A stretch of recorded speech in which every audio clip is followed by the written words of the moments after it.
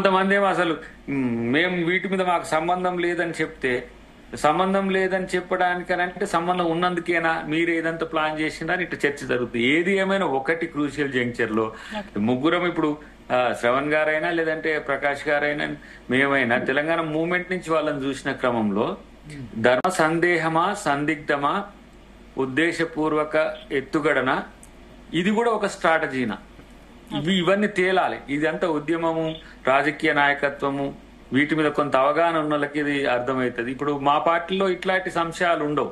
ఇప్పుడు for example ఈ 30 సంవత్సరాల తర్వాత కూడా ఏఐసిసి ప్రెసిడెంట్ రాహుల్ గాంధీ గారు అయిన తర్వాత దానికి నేను న్యాయం చేయగలనా లేదా అని తనే రాజీనామా చేసి మళ్ళీ కొత్త అధ్యక్షుని పెట్టమనే పరిస్థితి వచ్చింది. ఇప్పుడు మల్లికార్జున ఖర్గే గారు వచ్చింది. దాంట్లో ప్రియాంక గాంధీ గారా లేకపోతే సోనియా గాంధీ గారా ఇట్లానే మీమాంస శేషభిష లేదు.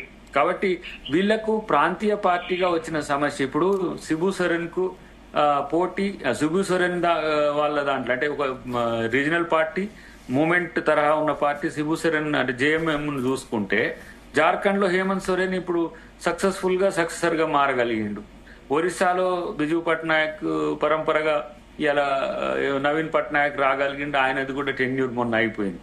ఇప్పుడు కూడా తన కొడుకును తేవాలనుకుంటుండ అనేది స్పష్టంగా కేసీఆర్ చెప్పలేకపోవడం వల్లనే వీళ్ళకి సమస్య వచ్చిందని అనుకుంటున్నాం. మరి 2 నిమిషాల పరిష్కరించే విధంగా ఉంటే ఆ రోజే ముగ్గురిని పిలిచి మీరు ముగ్గురిట్లో నేను కేటీఆర్ ని సపోర్ట్ చేస్తున్నా, మీరు కూల్ గా ఉండి సపోర్ట్ చేయండి అని చెప్పితే వాళ్ళు ఎవరు కూడా కాదనేటోళ్ళు కూడా కాదు. నాకు తెలిసి అయితే బయటకు వచ్చి ఇప్పుడు మాట్లాడేటప్పుడు రాజకీయంగా మాట్లాడతారు కానీ కేసీఆర్ గారి ముందైతే వాళ్ళందరూ కూడా క్రమశిక్షణతోనే ఉంటారు. ఎవరైనా మనకు తెలియని విషయం కూడా ఏం కాదు. అడుగుదాం మనం దాసో శ్రవణ్ గారు, చాలా ఇబ్బందికర పరిస్థితి ఇటువంటి విషయంలో మీరు మాట్లాడడానికి సంబంధించి.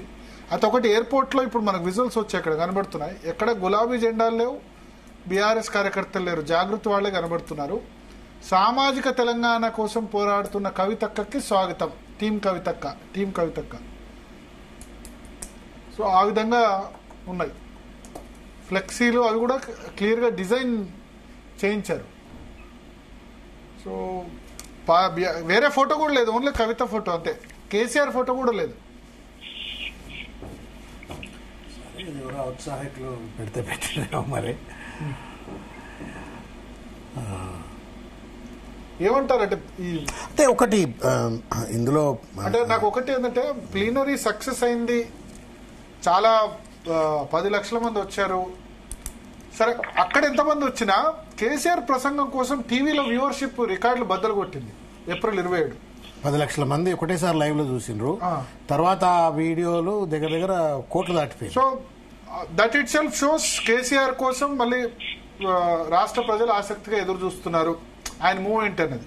కానీ ఇప్పుడు ఎంటైర్ ఒక 1 మంత్ కూడా కాలేదు, మొత్తం సిచ్యువేషన్ అంతా ఈ విధంగా అవుతుంది. May 1 కవిత సామాజిక తెలంగాణ రాలేదు, భౌగోళిక తెలంగాణ వచ్చింది అని చెప్పారు. మళ్ళీ May 5, 6 ఆ సమయంలో నా మీద పార్టీలో కుట్రలు పన్నుతున్నారన్నారు.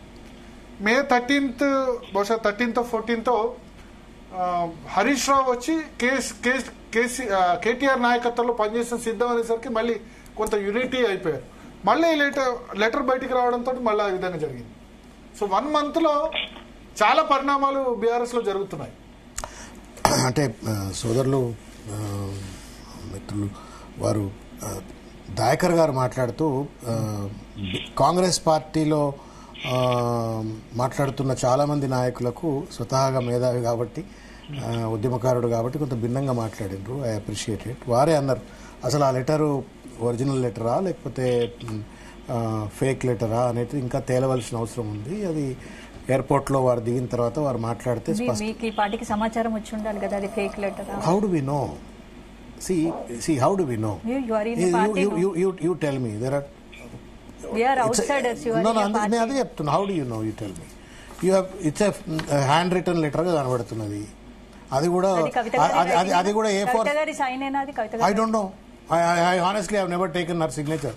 ఇన్ఫాక్ట్ నన్ను ఎవరు అడిగితే దేవులాడదామని చూస్తున్నా. నాకు కొంత ఈ క్యాలిగ్రఫీ మీద దీని మీద కొంత I do a bit of study చూద్దామని అనుకున్నాగా నాకు సంతకం కూడా దొరకలేదు. అయితే ఆమె A4 మీద కూడా రాసినట్టుగా లేదు, నోట్బుక్ లో రాసినట్టుగా అక్కడిక్కడ రాసినట్టుగా ఉంది, A4 షీట్ లో రాసినట్టుగా కూడా లేదు. ఆమె ఆఫీస్ ఫుల్ ఫ్లెడ్జ్డ్ ఆఫీస్ ఉంటుంది. ఆమె ఏదో చిన్నపిల్లల నోట్ పుస్తకం తీసుకొని పాఠ్యపుస్తకాల నోట్ పుస్తకం తీసుకొని రాసినట్టుగా అదేదో కనబడుతుంది. అది ఒకటి. రెండు,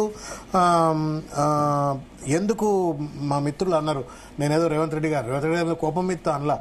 ఎందుకంటే మీరు తెలంగాణ అంటే మన 2023 ఎన్నికలు అయిపోయినప్పటి నుండి రకరకాల సందర్భాలలో ప్రతిసారి పార్టీ పైన దాడి చేసేటువంటి ఒక ప్రయత్నం